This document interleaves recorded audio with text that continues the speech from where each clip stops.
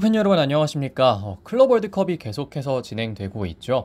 울산 HD가 또 아시아를 대표하는 4개 구단이었나요? 5개 구단이었나요? 하여튼 그 정도 이제 구단을 대표해서 아시아 대표로 나가서 지금 경기를 하고 있는데, 울산은 현재 16강 진출은 불가한 것이 확정이 됐습니다. 그러한 상황에서 3차전 보루시아 도르트문트를 만나게 되는데요. 울산에게 주어진 마지막 클럽 월드컵 경기, 과연 어떤 경기가 펼쳐질지 늦게나마 한번 다뤄보도록 하겠습니다. 먼저 울산 HD의 상황을 보겠습니다. 울산 HD는 클럽 월드컵 IFC 클럽 랭킹 차상위에 위치를 했기 때문에 클럽 월드컵에 참가를 할 수 있었습니다. 2025 시즌 K리그 1에서는 현재 5위에 랭크가 되어 있고요. 코리아컵에서는 8강에 진출한 상황이고 현재 대회가 진행 중에 있습니다. 이런 울산 HD는 클럽 월드컵 1차전, 또 아프리카 연맹, 그 중에서도 남아공 리그에서 뛰고 있는 마멜로디 선다운스를 만나서 0대1로 패배를 했고요. 이때 이제 수페르 플레이 오브 더 매치는 이크람 레이너스 선수가 차지를 했습니다. 마멜로디 선다운스 같은 경우에는 뒤에도 도르트문트 이야기하면서 나오겠지만 남아공 대표팀의 선수들이 대부분 이 팀에도 소속이 되어 있고요. 그런 것을 생각해 보면 결국 남아공 대표팀의 한 전력의 한 1.5군 정도 되는 선수들을 만났는데 어쨌든 패배를 했다, 이런 걸 확인을 할 수가 있겠고, 클럽 월드컵 2차전은 또 콘메볼 남미 축구 연맹의 브라질 리그 플루미네시를 만났습니다. 2대4로 패배를 했는데, 이 경기는 존 아리아스 선수가 좋은 활약을 펼쳐줬습니다만 의외로 또 울산이 2점이나 냈고 앞서갔던 순간도 있었던 만큼 꽤나 반전이 있는 경기였지만, 그래도 결국에는 후반전에 밀리게 되면서 2대4 패배를 했고, 그렇게 1차전, 2차전 2패를 하면서 16강 진출은 멀어진 상황이 됐습니다. 이어서 보루시아 도르트문트의 상황도 보겠습니다. 클럽 월드컵에 참가한 이유는 4년간 또 UEFA 클럽 랭킹에서 6위를 차지했기 때문이고요. 보루시아 도르트문트는 워낙 많이 알려진 구단인데 2024-2025 시즌에는 분데스리가 최종 4위를 차지했습니다. 17승 6무 11패의 성적을 거뒀고요. UEFA 챔피언스 리그에서는 바르셀로나를 또 맞이하게 되면서 8강에서 탈락을 했습니다. 바르셀로나가 4강에서 또 준우승팀 인테르에게 패배를 했던 거 생각해보면 그래도 괜찮게 잘 올라갔다라는 얘기를 할 수 있겠고요. 클럽 월드컵 1차전 브라질의 플루미네시를 만나서 0대0 무승부를 거뒀습니다. 이 경기 역시 존 아리아스 선수가 MVP로 뽑혔었는데 이 경기를 생각해보면 플루미네시가 강하다는 것도 확인을 할 수가 있었고, 도르트문트가 생각보다 쉽지 않다는 것도 확인을 할 수 있었던 경기로 좀 가름을 할 수 있겠고요.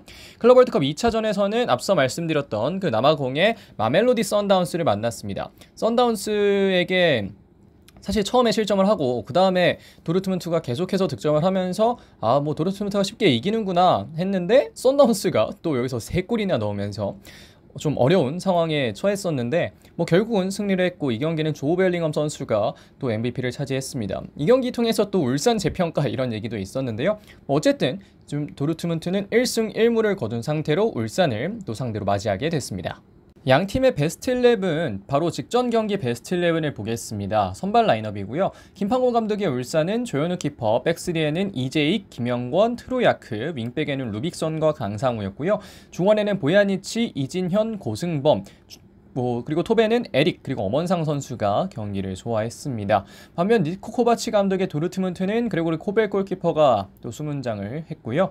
백스리에는 벤세바이니, 안톤 발데마르, 그리고 니클라스 쥘레가 백스리 구성을 하고요. 윙백에는 스벤손과 얀 쿠토 선수가 또 윙백을 맡았습니다. 중원에는 파스칼 그로스, 그리고 은메차, 조 벨링엄 선수가 중원을 만들어냈고요. 세루 기라시 선수와 율리안 브란트 선수가 투톱으로 경기를 나섰습니다.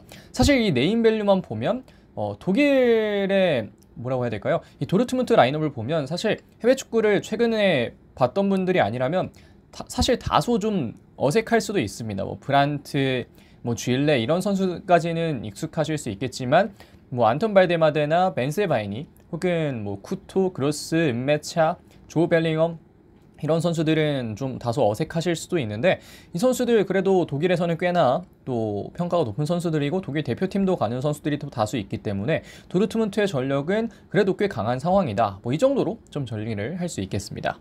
바로 관전 포인트로 넘어가겠습니다. 첫 번째는 울산이 유종의 미를 거둘 수 있을까에 대한 포인트가 있습니다. 4년 만에 클럽 월드컵이 열렸고 2021년 대회에서도 울산은 AFC 챔피언스리그 우승자 자격으로 이번 대회에는 AFC 랭킹 또 차상위 자격으로 올라왔는데 두 대회 연속으로 참가를 하는 거지만 느낌은 다소 다른 대회가 됐습니다. 아쉬움을 아마 좀 느끼고 갈 거라는 생각이 드는데 1차전에서는 아프리카 팀을 상대로 피지컬적인 문제점을 느꼈을 것이고 브라질의 플루미네시를 상대로는 또 기술적인 한계를 느꼈을 거라고 생각을 합니다. 각 경기마다 각각의 부족한 점을 좀 느꼈을 거라고 생각을 하고 이런 점은 또 울산이 앞으로 K리그 내에서 혹은 또 아시아 챔피언스리그나 이런 큰 대회를 치르는 과정에서 분명 도움이 될 수 있는 지점이라는 생각이 드는데요. 이런 과정에서 사실 전술적 아쉬움도 없었던 것은 아닙니다. 1차전에서는 너무나 내려앉았다는 아쉬움이 있었고 2차전에서는 템포를 유지하지 못했다는 아쉬움이 있었는데 사실 이건 기용 문제도 어느 정도 있고 포지셔닝 문제도 어느 정도는 있습니다. 개인적으로는 1차전에서는 뭐 중원이나 이런 여러 기용 방식이 다소 아쉬움이 느껴졌었고 2차전에서는 조금 더 빠르게 축구를 할 수 있는 선수들을 뺐다는 것이 좀 아쉬움이 있었고 어떻게 보면 이 기술을 대응할 수 있는 건 피지컬적으로 좀 빠른 움직임이었는데 그걸 하지 못해서 플루미네시에게는 앞서고 있다가도 역전을 당했다고 볼 수 있겠는데요. 이번 클럽 월드컵 마지막 경험의 장이 바로 이번 도르트문트전입니다. 1, 2차전 상대보다도 체급이 훨씬 더 큰 구단이고요. 이 경기를 통해서 또 최선을 다해서 많은 걸 배워갈 수 있어야 하는 울산이라고 볼 수 있겠습니다. 두 번째 관전 포인트는 보루시아 도르트문트의 16강 진출에 관한 것입니다. 현재 F조 2위를 차지하고 있습니다. 경기 승리를 하면 또 자력으로 16강 진출이 가능한데요.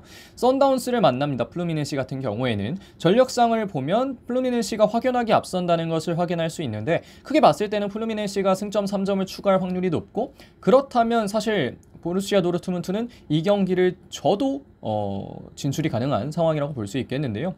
그렇기 때문에 플루미네시가 패배할 경우를 좀 보겠습니다. 플루미네시가 패배를 할 경우 3위였던 마멜로디 선다운스가 승점 6점이 되면서 승점 4점이었던 플루미네시와 도르트문트를 제치고 1위에 올라갈 수 있게 되고요.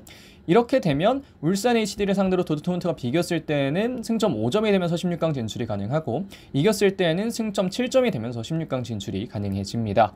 물론 아마 보루시아 도르트문트는 여유있게 16강을 준비할 것으로 생각이 됩니다.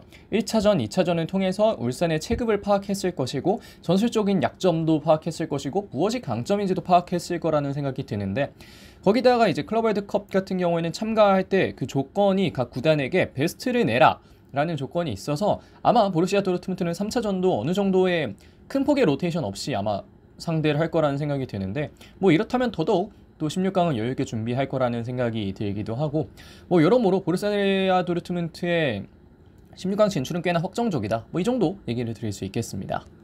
마지막 관전 포인트로는 키플레이어를 보겠습니다. 울산에서는 에릭 파리아스 그리고 도르시아 도르트문트에서는 세루 기라시 선수를 뽑았습니다. 두 팀의 또 최전방 스트라이커 2명인데요. 파리아스 선수는 2025년 울산에 합류해서 15경기 동안 9개의 득점을 기록했습니다. 총 1032분을 소화했고 클럽 월드컵 와서는 2경기를 소화했고 공격 포인트는 사실 기록하지 못했는데요.